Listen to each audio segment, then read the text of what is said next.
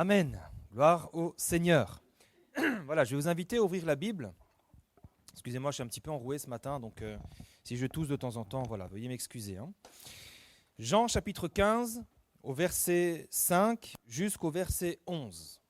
Voilà, on va lire ensemble. Ça, normalement, c'est facile à trouver, Jean chapitre 15. À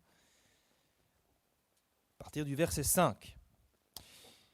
Et donc ce matin, nous allons parler de notre relation avec Dieu. Parler de notre relation avec Dieu, quelque chose qui est tellement important.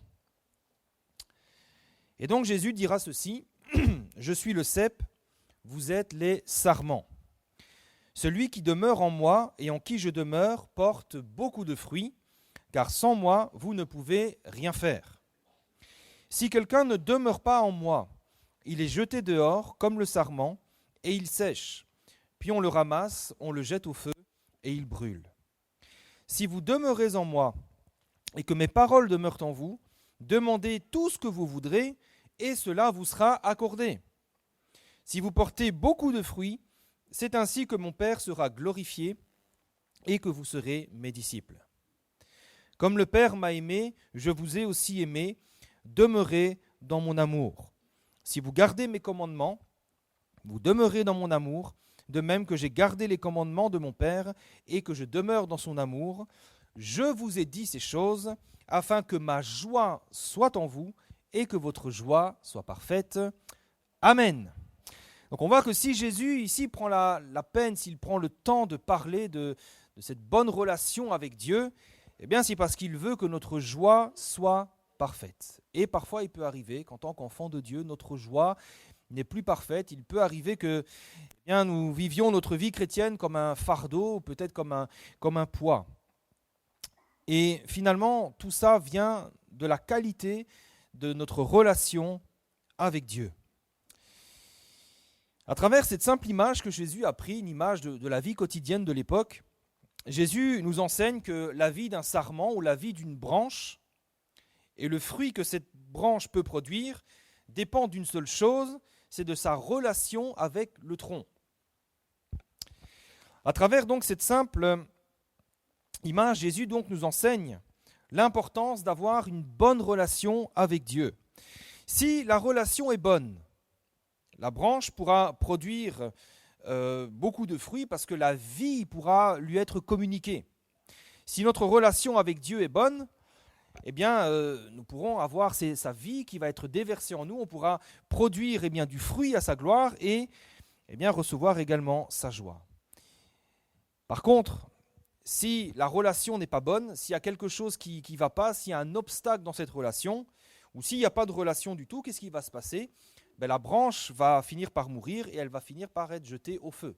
Et nous, c'est pareil, s'il y a un obstacle dans notre relation avec Dieu, la vie de Dieu ne pourra plus couler dans notre cœur, dans notre âme, et on va finir malheureusement par commencer à mourir spirituellement. Maintenant, la question que nous pose ce texte aujourd'hui, c'est une question qui est toute simple. Quelle est ta relation avec Dieu ? Quel est l'état de ta relation avec Dieu ? Vous savez, cette question est une question qui est très importante, parce que la qualité de notre relation avec Dieu va déterminer toute notre vie, mais va également déterminer notre éternité, où nous allons passer notre éternité. Et ça, vous savez, malheureusement, c'est quelque chose de très facile et de très simple à comprendre. Je dis malheureusement parce qu'il suffit de regarder autour de nous. Nous vivons dans un monde qui est sans Dieu, nous vivons dans un monde qui rejette Dieu. Et le constat, c'est, est-ce que le monde va bien ? Pas d'interrogation. Est-ce qu'il va bien le monde ? Il ne va pas bien. On voit que le monde connaît des guerres, il y a des meurtres, il y a des vols, il y a de l'injustice, il y a des famines, il y a des crises à répétition. Le monde ne va pas bien. Et la réponse à ça, la raison à cela, c'est parce que le monde n'a pas de relation avec Dieu. Le monde rejette Dieu. Les hommes ne veulent pas de Dieu. Ils se rebellent contre lui depuis des millénaires. Ça fait des milliers d'années que les hommes rejettent Dieu.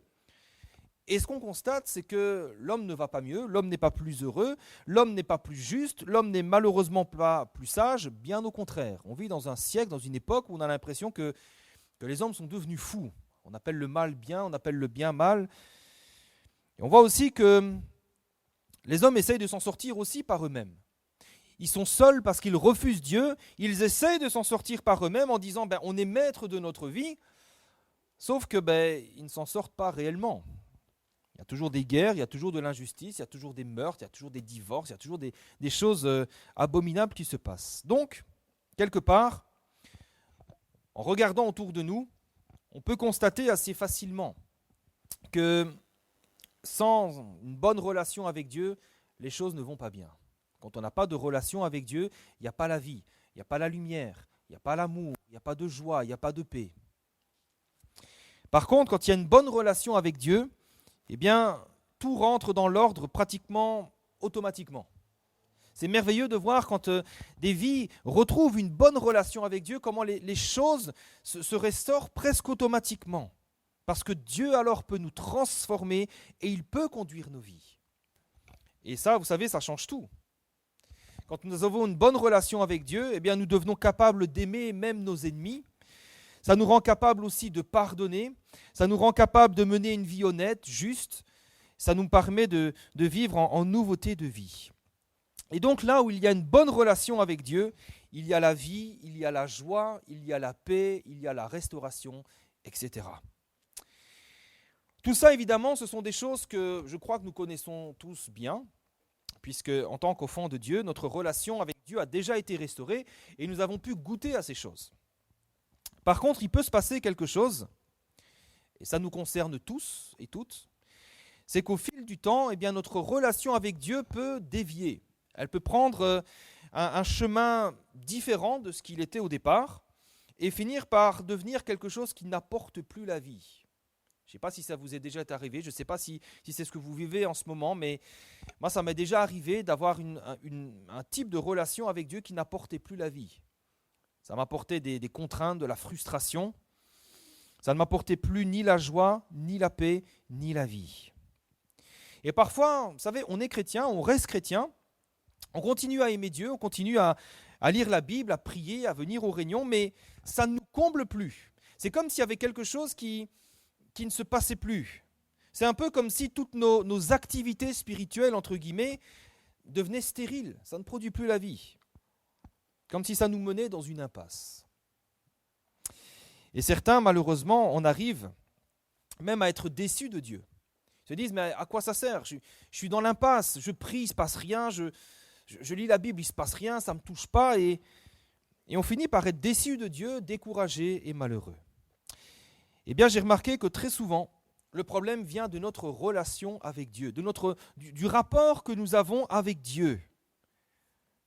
Et ce matin, on va voir deux types de relations avec Dieu qui nous mèneront toujours dans l'impasse, des écueils, des pièges que nous pouvons éviter.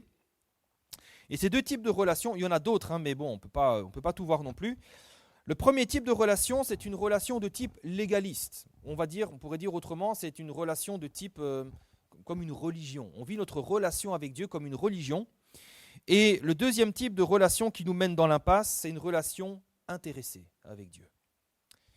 Et on verra enfin ce qu'il faut faire pour avoir justement une bonne relation avec Dieu. Premier type de relation, c'est un type de relation donc légaliste. Et ça porte un nom. Ce genre de relation, ça s'appelle une religion.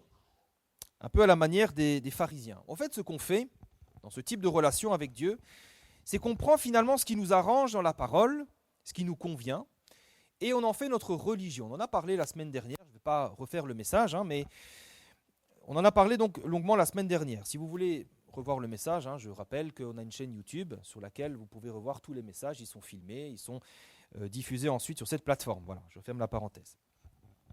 Dans ce genre de relation avec Dieu, quand on est dans une religion, on limite Dieu aux choses qui nous conviennent et aux choses qui nous arrangent. Et le reste, on l'élimine.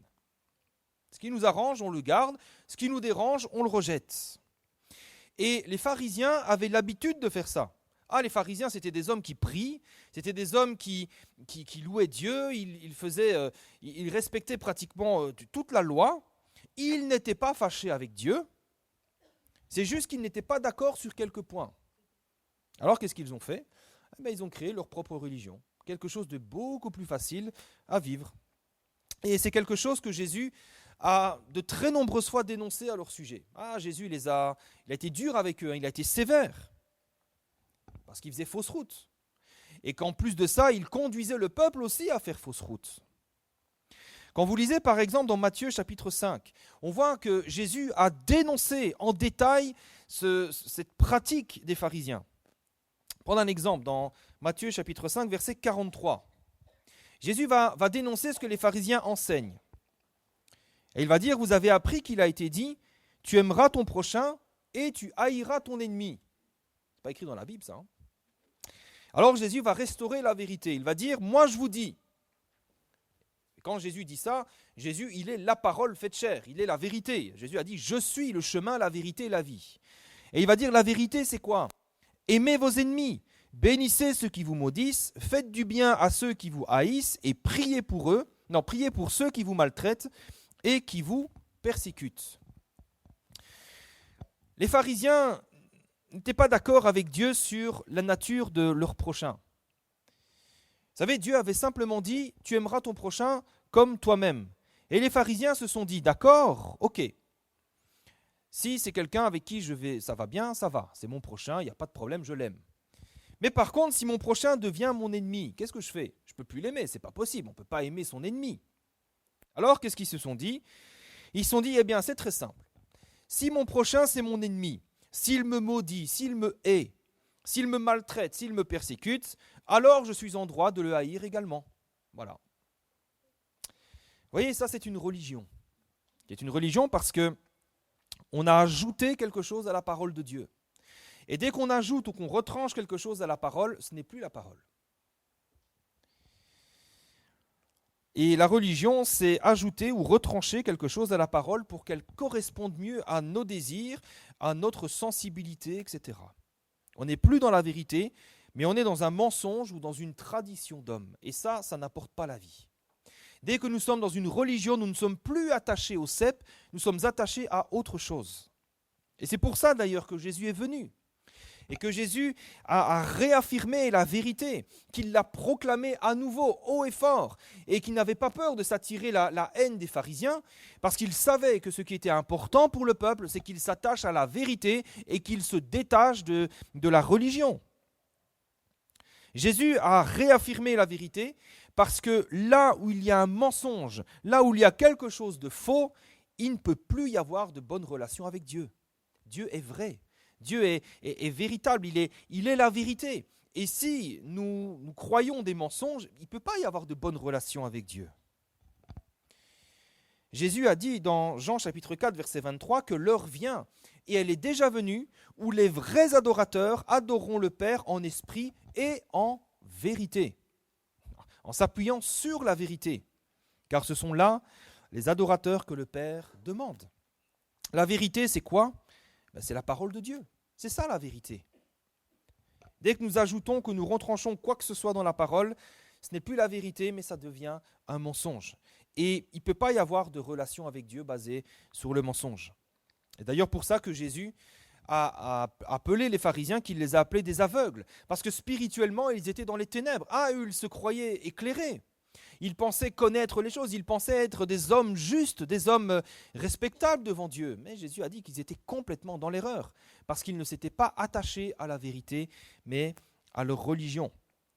Prenons garde donc de n'accepter que ce qui nous arrange dans la parole. Vous savez, je ne vais pas refaire la prédication de la semaine dernière, mais il y a parfois des choses qui nous mettent au défi dans la parole de Dieu. Il y a des choses... Je prends l'exemple du pardon parce que c'est peut-être une des choses les plus difficiles peut-être à faire, mais quand Dieu nous demande de pardonner celui qui nous a fait du mal, il n'y a pas d'autre chemin. On doit pardonner. Et si nous ne savons pas comment faire, eh bien c'est tout simple, crions à Jésus. Crions à Jésus. C'est Jésus qui va nous communiquer la vie. C'est lui qui va nous donner tout ce dont nous avons besoin pour y parvenir. Mais c'est certainement pas en prenant un chemin de traverse que nous allons y arriver.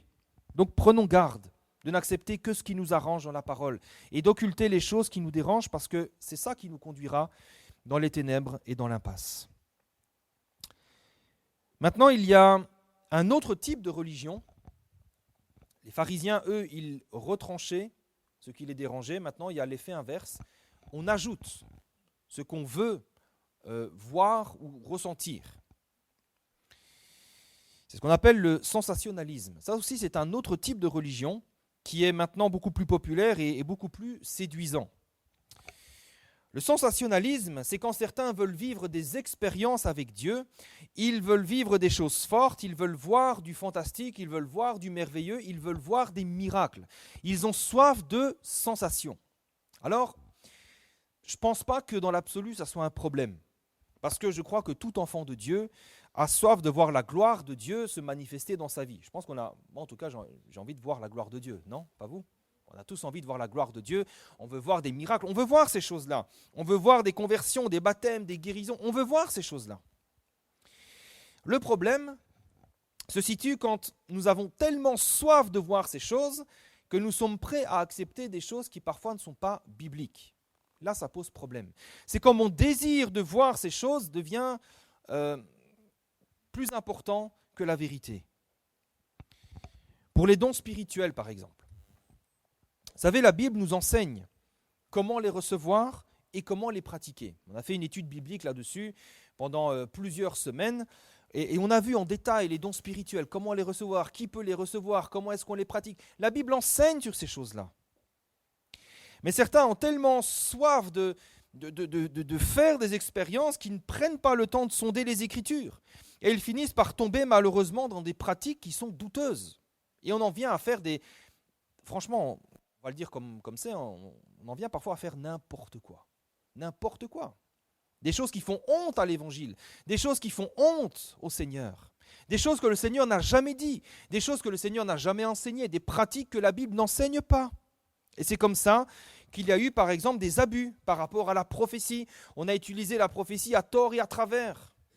On a pratiqué la prophétie à tort et à travers. Il y a eu des vies brisées. Il y a eu des vies blessées, il y a des vies qui ont été troublées, il y en a qui ont été déçus, il y en a qui ont été dégoûtés de l'Évangile, parce qu'ils se sont sentis trompés. Il y a eu des abus par rapport au don de guérison. Certains ont pratiqué ce don d'une manière qui n'est pas conforme à l'Évangile. Et ça a créé beaucoup de problèmes. Vous savez, les dons spirituels, c'est quelque chose de bon, c'est quelque chose de saint, c'est quelque chose de glorieux. Et si le Seigneur les a donnés à l'Église, ce n'est pas pour créer du trouble. Ce n'est pas pour créer des problèmes, ce n'est pas pour qu'il y ait du désordre ou qu'il y ait des scandales. Les dons ont été donnés dans le but d'édifier, de bénir, d'encourager, de consoler l'Église, et non pas pour semer le trouble, la déception ou même pour blesser qui que ce soit. Vous savez, le sensationnalisme, la soif des sensations fortes, malheureusement, nous conduira toujours à la frustration et à la déception. Dans Matthieu chapitre 12, verset 38, il est écrit que quelques-uns des scribes et des pharisiens prirent la parole et ils dirent à Jésus, « Maître, nous voudrions te voir faire un miracle. Ah Seigneur, fais-nous un miracle. On aimerait voir du merveilleux, on aimerait avoir des paillettes dans les yeux. Hein ?» Et Jésus va leur répondre, « Une génération méchante et adultère demande un miracle. Il ne lui sera donné d'autre miracle que celui du prophète Jonas. » Vous savez, Jésus est la parole faite chair. Et si nous avons soif de Jésus, si nous voulons voir sa gloire, si nous voulons voir sa puissance, si nous voulons goûter à sa présence, eh bien c'est dans sa parole que nous devons le chercher. Et c'est dans sa parole que nous devons demeurer. N'allons pas dans tous ces rassemblements où on dit soirée de miracles, de guérison, de délivrance. Évitons ces choses-là. Restons, demeurons dans la parole de Dieu. Si nous acceptons des pratiques, des expériences qui ne sont pas conformes à l'Écriture, nous ne pourrons jamais voir la gloire de Dieu se manifester dans notre vie. On aura peut-être des sensations, on sentira peut-être des frissons, on se dira « Oh !» Mais ça n'aura rien à voir avec la puissance, la présence et la gloire de Dieu. Jamais. Je vais vous donner un exemple. Aujourd'hui, il y en a beaucoup qui attendent le réveil. On entend des prédications, on voit des soirées de réveil, soirées de réveil, etc. Beaucoup prêchent le réveil, le réveil, le réveil, le réveil et le réveil. On veut voir des miracles, on veut voir des guérisons, on veut voir des choses extraordinaires, des foules entières se repentir, revenir à Dieu. Oui, moi aussi je veux voir ça. Mais quand vous regardez un petit peu comment les plus grands réveils spirituels mondiaux ont commencé, quand vous regardez quel a été le point d'origine, ce qui a déclenché le réveil, c'est quoi ? Eh bien, à chaque fois, c'est quand des hommes et des femmes sont retournés à la pureté de la parole. un retour à la vérité. Il ne cherchait pas à voir des choses, il ne cherchait pas à vivre des choses, il cherchait une seule chose, c'est le Seigneur. Il ne cherchait pas des guérisons, des miracles, des gens qui tombent, des trucs. Non, il cherchait le Seigneur. Je vais vous donner deux exemples, deux des plus grands exemples parce que nous sommes issus de ces réveils-là. Nous, les pentecôtistes, les assemblées de Dieu. Martin Luther, au XVIe siècle, il me semble, avec le protestantisme. Un grand réveil qui a bouleversé le monde encore jusqu'à aujourd'hui. Comment ce réveil s'est produit? Qu'est-ce qui s'est passé à l'origine? Martin Luther était catholique, un moine catholique. Qu'est-ce qui s'est passé? Il est retourné, il a lu les Écritures. Et il a découvert le salut par grâce et non pas par les œuvres. Et c'est ainsi qu'il a été convaincu qu'il est revenu à la pureté de l'Évangile et qu'est né le protestantisme. Revenir à la pureté de l'Évangile et de la parole. Plus proche de nous, au XXe siècle, en 1906 il me semble, William Seymour, un pasteur noir américain, afro-américain, lui, il est revenu au baptême dans le Saint-Esprit comme le revêtement de puissance, c'est ce que nous prêchons, hein, l'expérience du baptême dans le Saint-Esprit avec le parler en langue comme signe initial. Il a lu la Bible et il s'est rendu compte que pourquoi on ne fait pas ça? Pourquoi il n'y a plus de miracles? Pourquoi il n'y a plus tout ça? Et puis en lisant la Bible, il s'est dit, ils ont été baptisés du Saint-Esprit, ils ont parlé des nouvelles langues, et pourquoi nous on n'a pas ça? Alors ils ont prié, ils ont cherché la face de Dieu, ils se sont réunis avec des frères et sœurs, et ils ont prié, Seigneur, voilà, et puis ils ont prié, et puis un jour, qu'est-ce qui s'est passé? Ils étaient rassemblés dans une rue à Azusa Street, et le feu de l'Esprit est descendu sur eux, littéralement, puisque c'est les témoignages qu'on a de l'époque, il y avait comme du feu qui était dans cette pièce où ils étaient, il y a même les pompiers qui sont venus, etc. Bon, ça c'est l'histoire. Et de là est né le pentecôtisme, et de là sont issues les assemblées de Dieu. Il y a eu un réveil mondial. Pourquoi?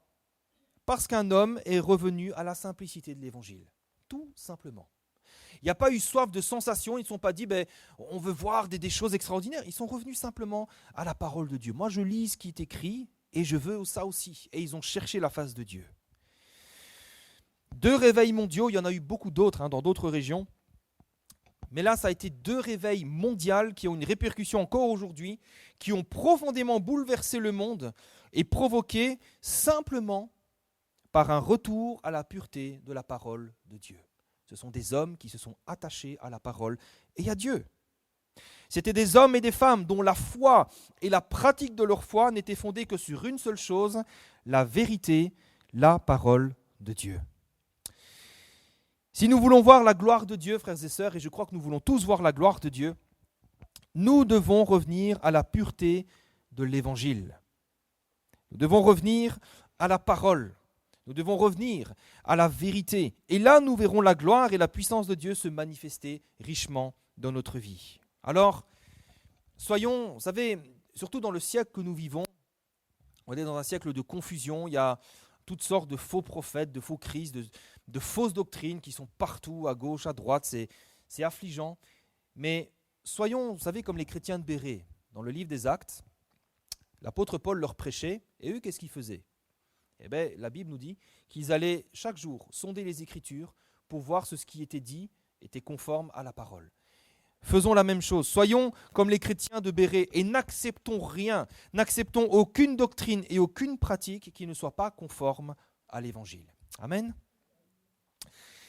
Donc le premier type de relation qui nous mènera dans l'impasse, c'est quand nous remplaçons finalement notre relation avec Dieu par une religion, c'est-à-dire des croyances, des pratiques qui ne sont plus conformes à la parole et qui nous arrangent. Maintenant, le deuxième type de relation avec Dieu qui nous mènera dans l'impasse, c'est une relation intéressée. C'est quand on a une relation intéressée avec Dieu.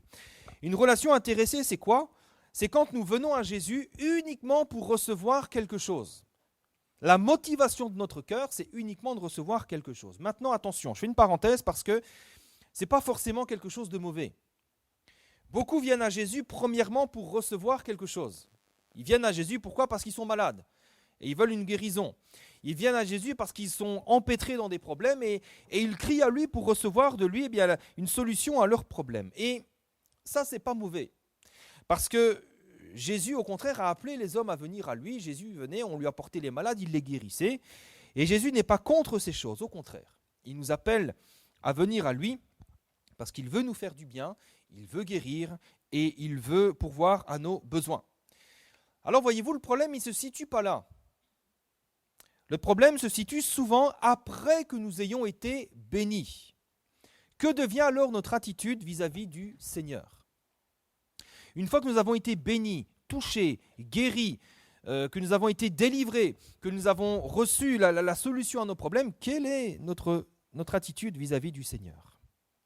Dans Jean chapitre 6, verset 22, il est écrit que la foule qui était restée de l'autre côté de la mer avait remarqué que qu'il ne se trouvait là qu'une seule barque et que Jésus n'était pas monté dans cette barque avec ses disciples, mais qu'ils étaient partis seuls.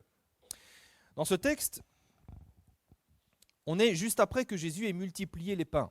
C'est un miracle extraordinaire. Jésus a multiplié 5 pains et 2 poissons. Il a nourri une foule nombreuse, des milliers de personnes.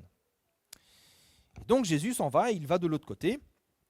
Et donc le lendemain, comme d'autres barques étaient arrivées de Tibériade, près du lieu où ils avaient mangé le pain, après que le Seigneur eut rendu grâce, les gens de la foule, ayant vu que ni Jésus ni ses disciples n'étaient là, montèrent eux-mêmes dans ces barques et allèrent à Capernaum à la recherche de Jésus. Et l'ayant trouvé au-delà de la mer, il lui dit « Rabbi, quand es-tu venu ici ?» Si on arrête le texte là, on se dit « Waouh, cette foule a une foi extraordinaire.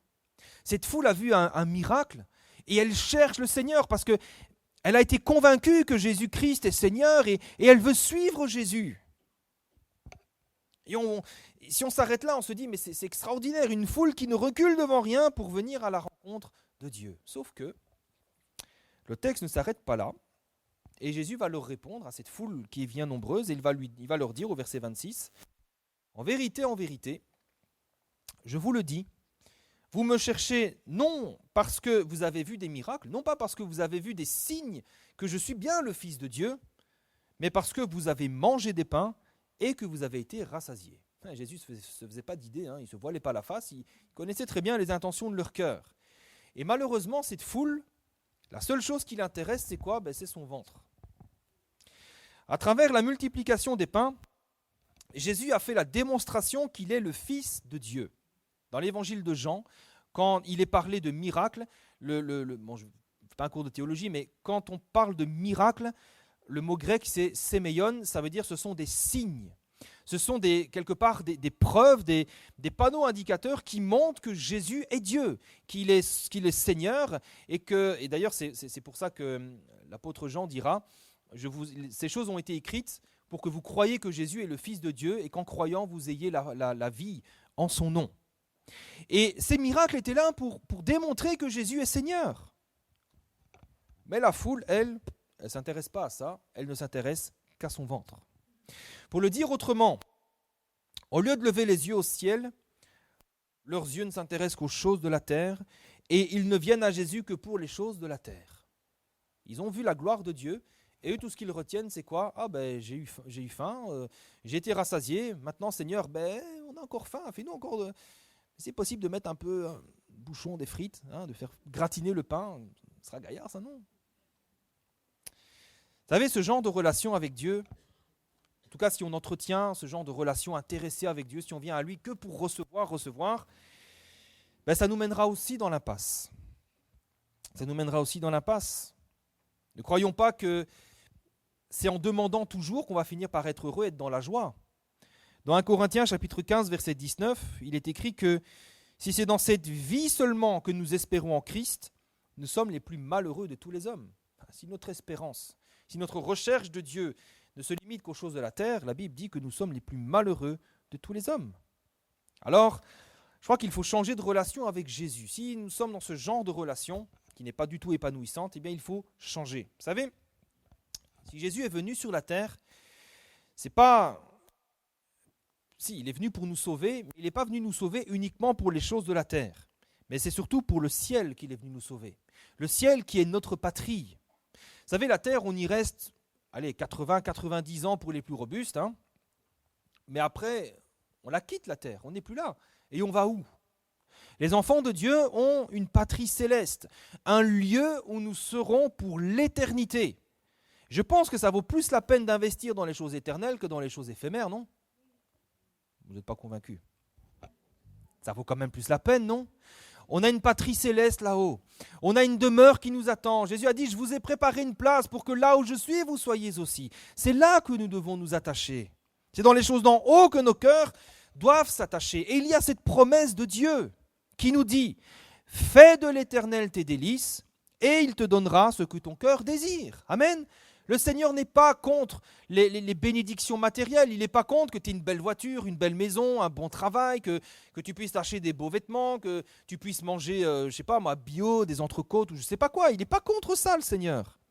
Mais il veut que, premièrement, nous nous attachions aux choses de Dieu, aux choses d'en haut. Et le Seigneur nous comble des choses d'en bas ensuite. Vous savez, c'est une question de priorité.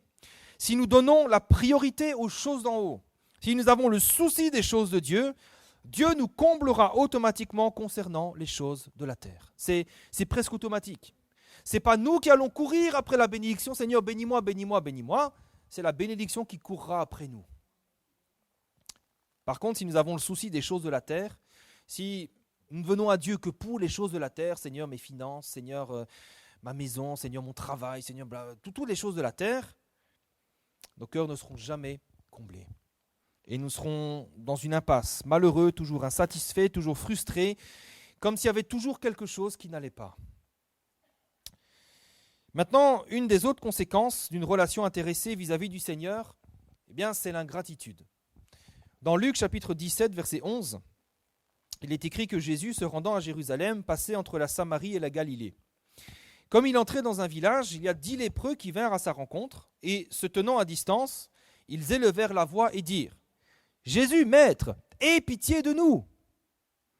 Et dès qu'il les eut vus, il leur dit, « Allez vous montrer au sacrificateur. » Et pendant qu'ils y allaient, il arriva qu'ils furent guéris. Gloire à Dieu. L'un d'eux, se voyant guéri, revint sur ses pas, glorifiant Dieu à haute voix. Il tomba sur sa face aux pieds de Jésus, lui rendit grâce. C'était un Samaritain. Et Jésus, prenant la parole, dit, « Les 10 n'ont-ils pas été guéris? Et les 9 autres, où sont-ils? Ne s'est-il trouvé que cet étranger pour revenir et donner gloire à Dieu? » Et puis il dit, « Lève-toi, va, ta foi t'a sauvé. » C'est quand même étonnant de voir le manque de reconnaissance de la part de ces hommes que Jésus a pourtant guéri d'une maladie incurable. Leur vie était fichue.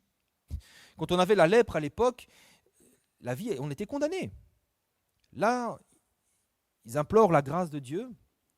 Jésus les guérit et on voit qu'il y a un total manque de reconnaissance.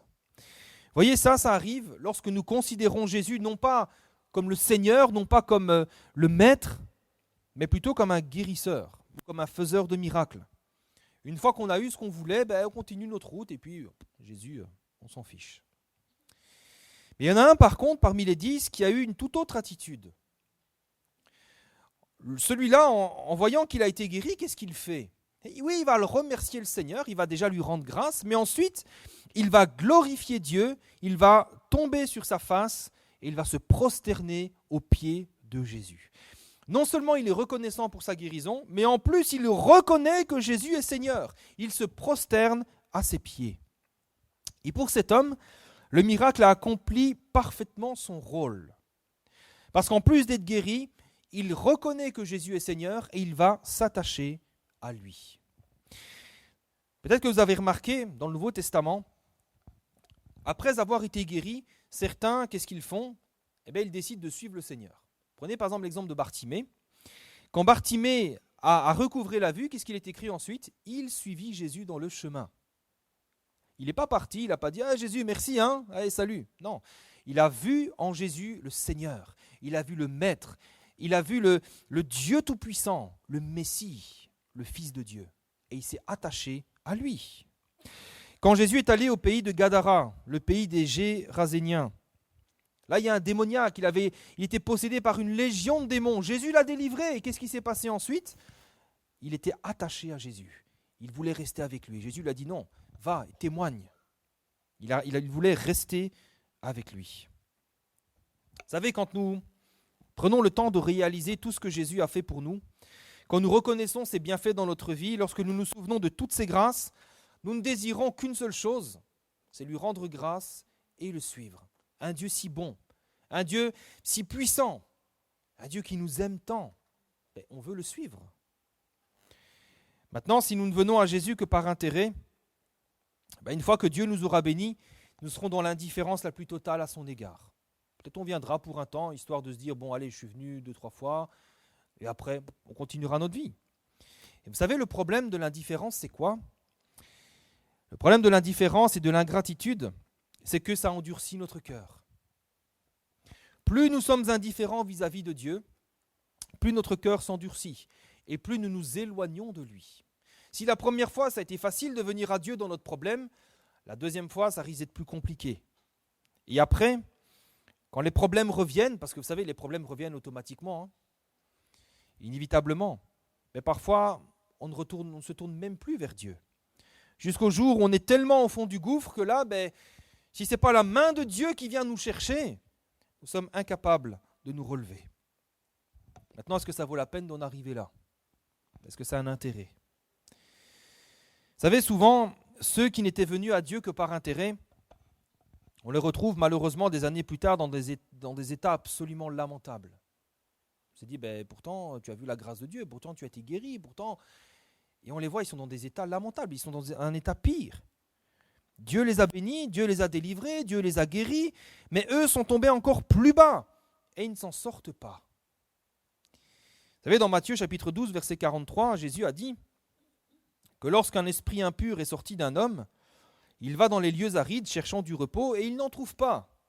Alors il dit, je retournerai dans ma maison d'où je suis sorti, et quand il arrive, il la trouve vide, balayée et ornée. Oui, Jésus a délivré, Jésus a guéri, Jésus a sanctifié. Donc la maison, elle est belle, elle est ornée, elle est purifiée, ça sent bon. Et quand il voit ça, qu'est-ce qu'il fait ? Il s'en va, il prend avec lui 7 autres esprits plus méchants que lui, ils entrent dans la maison, s'y établissent, et la dernière condition de cet homme est pire que la première. Il en sera de même pour cette génération méchante. Ne soyons pas dans l'ingratitude. Ne soyons pas dans l'indifférence. Quand nous voyons la gloire de Dieu se manifester dans nos vies, nous devons réaliser que si Dieu le fait, déjà c'est une grâce. S'il le fait, c'est par amour. Et s'il le fait, c'est une démonstration de sa puissance, de sa gloire. Et c'est pour aussi nous témoigner que nous pouvons lui faire confiance. Ne soyons pas dans l'ingratitude. Ne soyons pas dans une relation intéressée avec Dieu. Si c'est pour les choses d'ici-bas seulement que nous espérons en lui, nous sommes les plus malheureux de tous les hommes. Et ce n'est pas ce que Dieu veut. Dieu veut nous combler de sa joie. Quand Dieu nous a délivrés, quand Dieu nous a guéris, Dieu, ce qu'il veut, c'est nous faire entrer dans ses plans, entrer dans ses projets, pour que nous soyons comblés de bonheur. Alors, soyons dans la gratitude, pas dans l'ingratitude, mais dans la gratitude. Rendons-lui grâce et attachons-nous à lui de tout notre cœur. Alors maintenant, la question c'est, qu'est-ce qu'il faut faire pour avoir une bonne relation avec Dieu ? Alors, je ne vais pas vous donner de recette miracle, je vais conclure, parce que je pense que les 2 types de relations que je vous ai présentés, je pense qu'on est tous un peu concernés par ça. Vous savez, je pense qu'on est tous parfois un peu intéressés. Je pense qu'on est tous parfois un peu ingrats avec le Seigneur, un peu indifférents. Je pense qu'on est tous parfois un peu tentés de prendre ce qui nous arrange, d'occulter ce qui nous dérange. Parfois on est là, on se dit oui, mais si je fraude un peu les impôts, c'est pas grave. De toute façon, le Seigneur, il comprend, il connaît. On est tous tentés. Mais vous savez, une bonne relation avec Dieu, c'est quoi ? Et on l'a vu la semaine dernière, et je réinsiste là-dessus aujourd'hui parce que c'est important. Pour avoir une bonne relation avec Dieu, ça consiste avant tout à mourir à nous-mêmes. Ça consiste à renoncer à croire, par exemple, ce qui nous arrange, pour choisir de croire ce qui est vrai, même si c'est difficile à accepter. C'est de renoncer à croire les choses qui nous donnent des sensations, si ce n'est pas biblique. Si ce n'est pas biblique, je le rejette, je le refuse. Même si c'est tentant, même si c'est séduisant, même si j'ai envie. Ce n'est pas la vérité, j'y vais pas. Vous savez, là où il y a une religion, là où il y a des traditions d'hommes, il ne peut pas y avoir de relation avec Dieu. C'est l'un ou l'autre. Alors choisissons la vérité, sans nous mentir à nous-mêmes et sans nous voiler la face. Et enfin, une bonne relation avec Dieu, ça consiste aussi à mourir à nous-mêmes en renonçant à l'ingratitude et en choisissant de prendre le temps d'être reconnaissant envers Dieu. Merci Seigneur pour tes bienfaits. Merci pour ta bénédiction. Merci pour le pain que j'ai sur ma table chaque matin. Merci pour le travail que tu m'as donné et qui me permet de pourvoir aux besoins de ma famille, de mon foyer. Merci Seigneur. Prenons le temps d'être reconnaissants, de remercier le Seigneur pour tout ça, pour tous ses bienfaits dans notre vie. Et reconnaissons par là sa grâce et son immense amour envers nous. Soyons simplement reconnaissants et attachons-nous à lui. Et vous verrez que les choses iront certainement beaucoup mieux. Je vais simplement terminer. Vous savez, on a commencé en introduction en parlant du cep et du sarment. Si le sarment n'est pas attaché au cep, qu'est-ce qui se passe? Il sèche et il meurt. Il ne peut plus produire de fruits, il sèche et il meurt. Alors ce matin, venons à Jésus de tout notre cœur. Comme on l'a chanté, je me livre totalement, livrons-nous totalement à lui. Débarrassons-nous de ces choses qui nous empêchent de vivre cette bonne relation avec Dieu. Vous savez, la religion, l'ingratitude, les choses de la terre, toutes ces choses, c'est comme un boulet à notre pied qui nous empêche d'avancer, qui nous empêche de vivre la vie que Dieu a voulu pour nous. Alors débarrassons-nous de ces choses. Venons à Jésus et croyons que lui seul est capable de nous combler totalement. Alléluia, on va prier quelques instants.